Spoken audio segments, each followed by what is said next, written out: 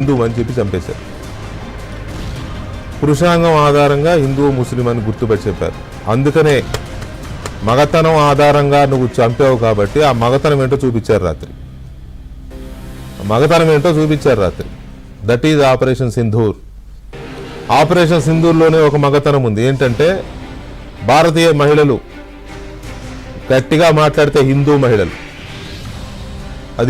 అదొక నమ్మకం, అదొక ఆచారం, అదొక సాంప్రదాయం. సింధూరం పెట్టుకుంటారు మహిళలు. సౌత్ ఇండియాలో మామూలుగా బొట్టు పెట్టుకుంటారు. నార్త్ ఇండియాలోనైతే ఇట్లా పాపిడంతా కుంకుమ పెట్టుకుంటారు. సింధూరం అంటే కుంకుమ, బొట్టు బిళ్ళలు కాదు. వీళ్ళు మహిళల ముందే భర్తల్ని చంపి ఆ సింధూరం లేకుండా చేశారు కాబట్టి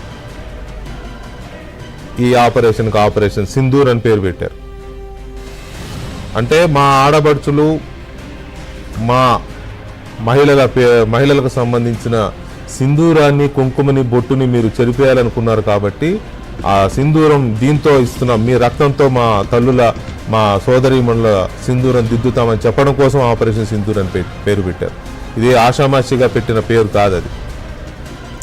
ఈ విషయంలో ప్రధాని నరేంద్ర మోదీని అభినందించక తప్పదు. ఎందుకంటే గాయపడ్డ మహిళల మనోభావాలు, వాళ్ళు పోగొట్టుకున్న వాళ్ళ దుఃఖానికి, పోగొట్టుకున్న వాళ్ళ కుటుంబ సభ్యులకి, ఆ బాధకి ఇది కొంత ఆయింట్మెంట్ లాంటిది, కొంత ఊరడింపు లాంటిది. సో అది